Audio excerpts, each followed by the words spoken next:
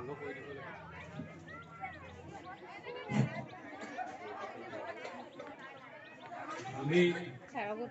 পতাকা উত্তোলন কাৰ্যসূচী আৰম্ভ কৰিবলৈ আগবাঢ়িছোঁ। আশা কৰিছোঁ অভিভাৱকবৃন্দ সন্মুখলৈ আহি আমাৰ এই অনুষ্ঠানত অংশগ্ৰহণ কৰে।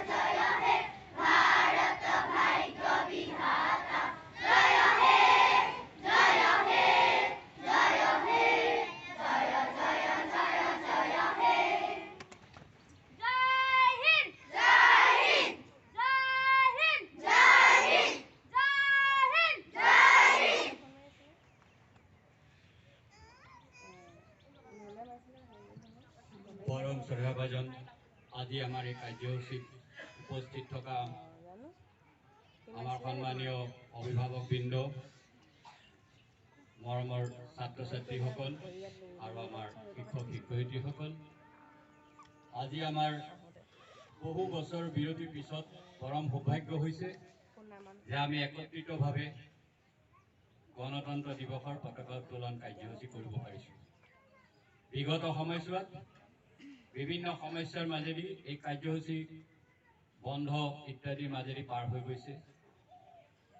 তাৰ ফলশ্ৰুতিত আজিৰ প্ৰজন্মই 15 আগষ্ট 26 জানুৱাৰী কি বস্তু একেবাৰে পাহৰি গৈছে। কিন্তু এইখিনিতে আমাৰ সুখৰ কথা যে আজি আমি আৰু এটা কাৰ্যসূচী ইয়াৰ লগত সংযুক্ত হৈ গ'লোঁ। আজিৰ পৰা প্ৰায় 35-40 বছৰ আগতে এনেকুৱা এটা দিন হৈছিল, সৰস্বতী পূজা আৰু 26 জানুৱাৰী একেলগে আছিল 1985-ত।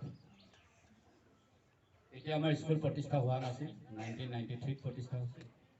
গতিকে সেই সময়ছোৱা পিছত আজি পুনৰবাৰ সৰস্বতী পূজাৰ 26 জানুৱাৰী একেলগে হৈছে আৰু আমি এই সুযোগ ভালদৰে গ্ৰহণ কৰিছোঁ। ছাত্ৰ ছাত্ৰীসকলক এই দিৱস 15 আগষ্টেই হওক বা 26 জানুৱাৰী হওক কেনেকৈ উদযাপিত হয় এই সম্পৰ্কে আমি অৱগত কৰিব পাৰিছোঁ আৰু তেওঁলোকে আমাৰ পৰা যথেষ্টখিনি শিকি লৈছে কম সময়ৰ ভিতৰত। এনেকুৱা সৰু সৰু ছাত্ৰ ছাত্ৰীসকলক লৈ এনেকুৱা অনুষ্ঠান কৰাটো বৰ দিগদাৰ। তাৰ মাজতো আমি শিক্ষক শিক্ষয়িত্ৰী অভিভাৱকৰ সহযোগিতা এই কামখিনি কৰি আহিছোঁ আৰু কৰি অহাৰ প্ৰয়াস কৰিম।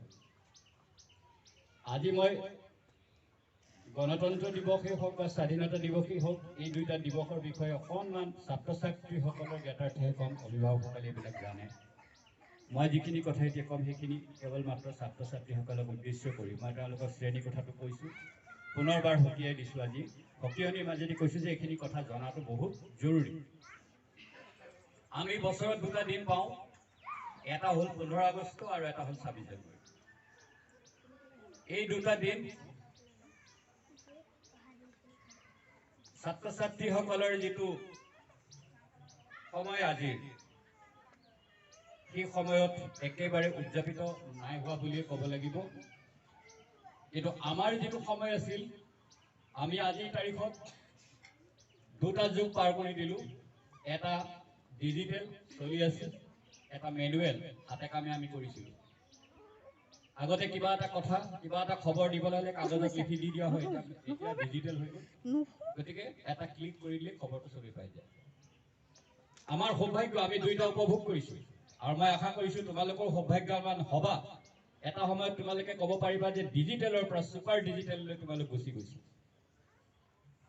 ইয়াতকৈ ওপৰলৈ গুচি গৈছা তেতিয়া তোমালোকে ক'ব পাৰিবা যে আমি ডিজিটেলৰ পৰা ছুপাৰ ডিজিটেললৈ আহি গ'লো হয়তো মংগল গ্ৰহলৈ অহা যোৱা কৰিব পাৰিবা চাগে এনেকুৱা এটা পৰিৱেশ আহি গৈছে বিজ্ঞানৰ ইমানেই অগ্ৰগতি ঠিক আছে বিজ্ঞানৰ অগ্ৰগতিৰ লগত আমি কিছুমান কথা মিলাই মেলি গৈ থাকিব লাগিব এতিয়া কথা হ'ল 15 আগষ্ট আৰু 26 জানুৱাৰী বিজ্ঞানৰ যিমানেই উন্নতি নহওক এইকেইটা এই মেনুৱেলিয়ে হ'ব হাতেৰ দ্বাৰাই হ'ব ছুইচৰ দ্বাৰা হোৱাৰ সম্ভাৱনা ইয়াত নাই গতিকে মই দুটা কথা কম এটা 15 আগষ্ট আৰু এটা 26 জানুৱাৰী 15 আগষ্টত আমি ৰাষ্ট্ৰীয় পতাকা উত্তোলন কৰোঁ 26 জানুৱাৰী